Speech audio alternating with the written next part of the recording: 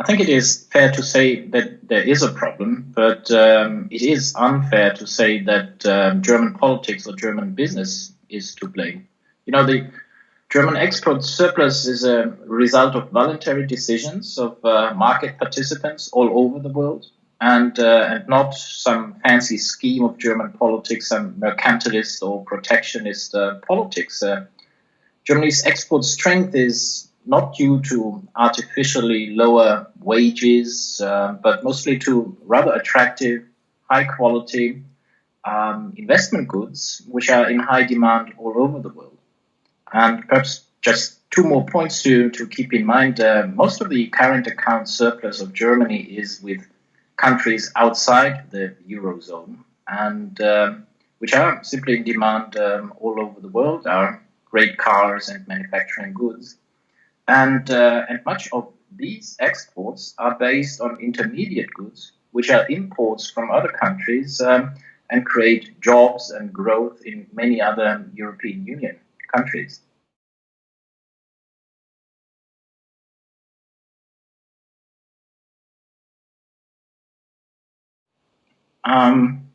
I think it is mostly regionally. If you look at the Eurozone as one currency area and thus one region, and that's where the problem really lies. You have different countries with different economies, different competitiveness, different indebtedness of the private sector and the public sector.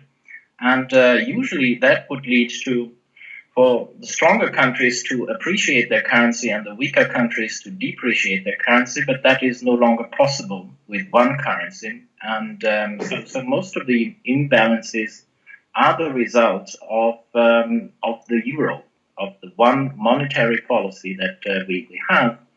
And I think it would be the best way for the weaker countries to become stronger and not the strongest country to become weaker.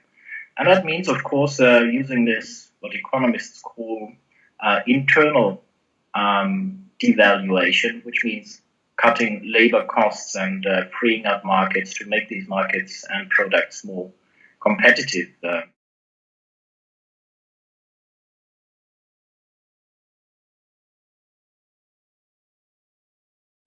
I think if it means that Germany would have higher wages and more credit-financed expenditures, it would simply make the German economy less competitive on a global scale and not necessarily make other European Eurozone countries more competitive, because importers from China or Brazil, they are looking for these German goods, and other countries simply don't produce these kinds of goods at the same quality and price.